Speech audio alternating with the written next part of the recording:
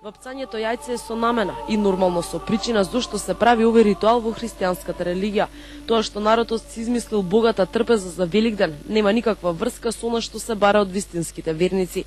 Ништо не е побитно од тоа православните христијани да знаат зошто дома вапцаат јајца. Народот поплукува против уроци, лижнува прсти на челото мачка, исто против уроци. Граѓаните бараат и даваат благослов, колат курбан за темели на куќа. За жал, во 21. век дел од македонското население се однесува како во турско време. Никој не може да ги разубеди дека сите овие работи ни приближно не се карактеристики на еден верник. Еден христијански верник, што точно неколку работи што треба да ги направи?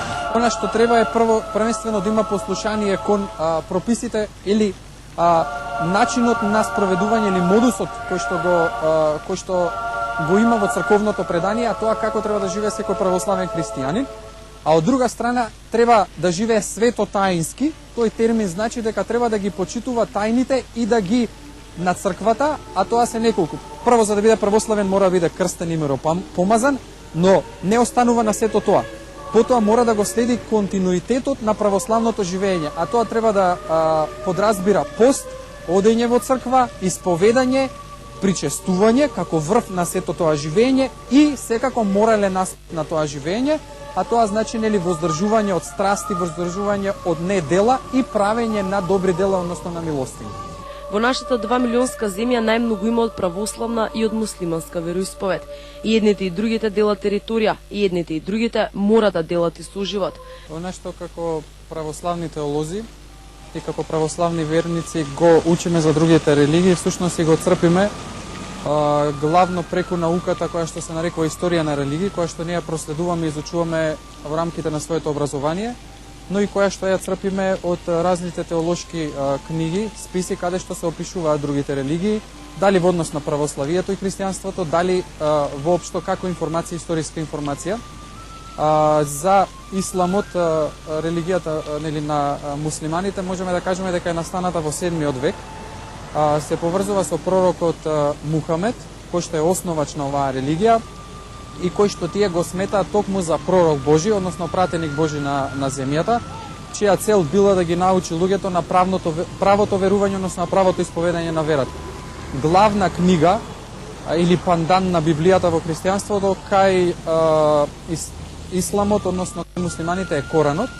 Таа се содржи од сури, така се наречени оние поделби кои што се содржат во неа. Во однос на животот на муслиманинот, главни се има своји задолженија, главни се 3, а тоа е молитвата, милостињата и од друга страна она што треба да го направи секој муслиманин во текот на својот живот, а тоа е да отиде на Аджилак во нивната света земја, односно во Мека, каде што има некој ангажман кој што секој муслиманин треба да го направи еднаш во текот на својот живот, нели во рамките на своите можности. Од друга страна, кога говориме за исламот, тоа е монотеистичка религија, значи верува во постоењето на еден Бог, тоа е Аллах, и потоа Аллах нели си има свој пратеник, тоа е Мухамед, но си имал и своји пророци кои што тие ги признаваат, а кои што се поклопуваат со старозаветните пророци, дури во нивното учење го има Исус, кој што тие го нарекуваат Иса, има Пресвета Богородица, кој што тие нарекуваат Маријам и така натаму.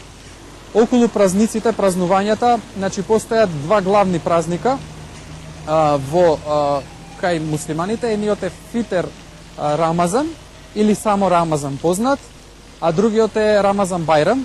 Фитер Рамазан е поврзан со нивното верување дека тогаш започнало пишувањето на Коранот, а пак Рамазан Бајрам е поврзано со завршувањето на пишувањето на Коранот или Куранот, како што се сретнува уште.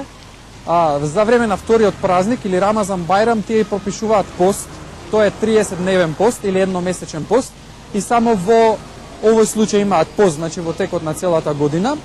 Тој пост се разликува значи од православниот пост со тоа што е од наутро до 5 часот негде попладне, значи воопшто ништо не јадат, не конзумираат ниту храна, ниту пијалок, а потоа им е дозволено да јадат, нели после молитвата која што се одржува во џамија. Главен храм е џамија, мажите имаат одредени права, жените имаат своји одредени права, значи имаат свој одреден религиски систем кој што им е утврден во однос на тоа како треба да живее секој муслиман.